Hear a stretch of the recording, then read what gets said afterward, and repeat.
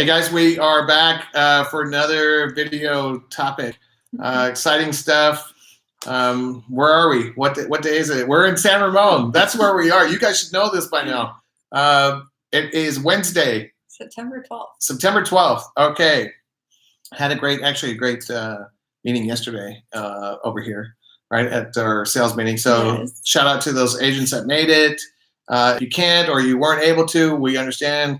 That's what these topics are here for your viewing pleasure. So keep looking at these, share, comment, share with your outside agents. I might sound like a broken record right now, but it's all reminder series. So what's the topic today? Today we're going to be talking about the importance of doing a VP. So what's a VP? Verification of property. If that's what you said, then you know what you're talking about. Vice president, okay, we're not going to get into politics, but the contract, the RPA states that you have, I think, a 5-day period prior to close of escrow to do the VP form.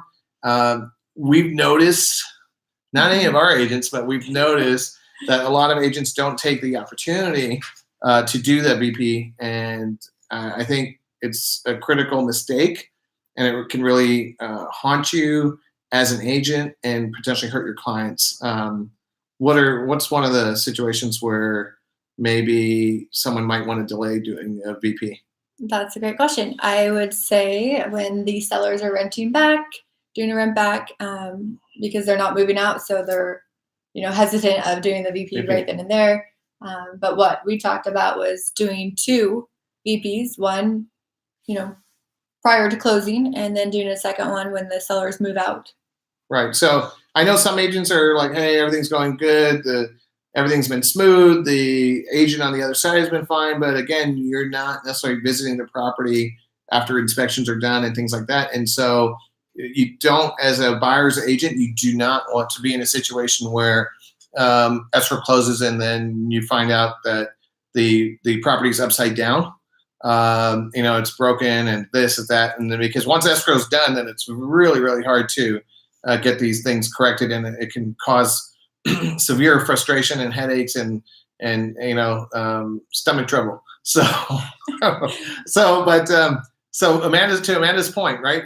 If the seller is renting back or staying in possession of the property, I get it. You may not want to necessarily do 2, but I would highly advise you guys that do 1 prior to close of escrow, and then label that VP number 1 and label another VP number 2, as Amanda mentioned, because it's critical on your standard of care, in my opinion, to make sure that you're covering your clients. And again, we're looking for as the same condition as when the offer was made, unless there are some things that the seller was required to do.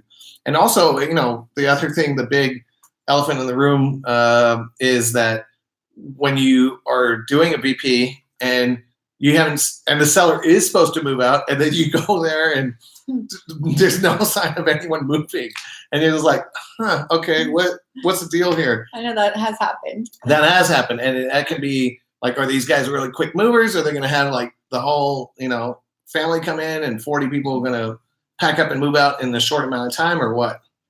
And then also, would that be a good time, if you guys put down on the RPA, hey, to remove such items or to make sure that items are staying?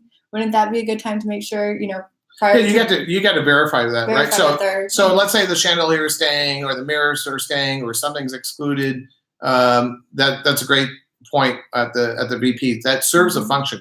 Now so to verify, hey, either work was done that was agreed to, items that are supposed to stay are staying, and it wasn't like, okay, the chandelier stays and then you guys go there for VP of verification. There is a chandelier, it's just not the one that was promised at the time or was contractually obligated to be there, right? That the seller decided, oh, you know what, I really like that chandelier, but the buyer won't notice, so I'll do a switch and do that.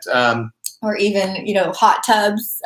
I've seen that we've had a case where the seller was supposed to remove the hot tub. Buyers moved in, the hot tub was still on the deck. They had to pay, out of pocket to get the hot tub removed. Yeah, so I think in that case, actually, it got cleared up. But the thing is, yes. So verification of property, do it. The other thing too is there on that form, there is a place to put down if there's any issues, you know. And then on the verification of property, which we don't advise, there is a section on there, number 2, that, you know, buyers waiving their right to the verification. So as a listing agent, I don't recommend that, you know, a buyer's agent, if they tell you that, hey, you know what, we're not interested in doing the verification of property, I would still encourage you guys to go ahead and tell them to, you know, get it done and advise the other side, hey, no, we prefer it, because then you don't want something after the fact. And all of this is to alleviate headaches after the fact. So keep that in mind. Be detailed on the form.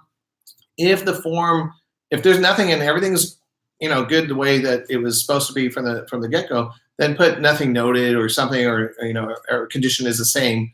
You know, you can leave it blank. It does say that on the first line of the VP form that, you know, buyer acknowledges it's in the same condition, roughly. I'm paraphrasing here, so that's fine. But it's always nice to have something written down. That's it for us, for me, for Amanda.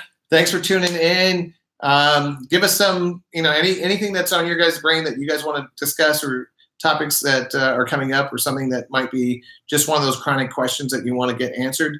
Feel free to reach out to us. You know where we are. Realty One Group, of course, San Ramon. Look forward to seeing you guys next week. All right, thanks. All right, bye. All right, bye-bye.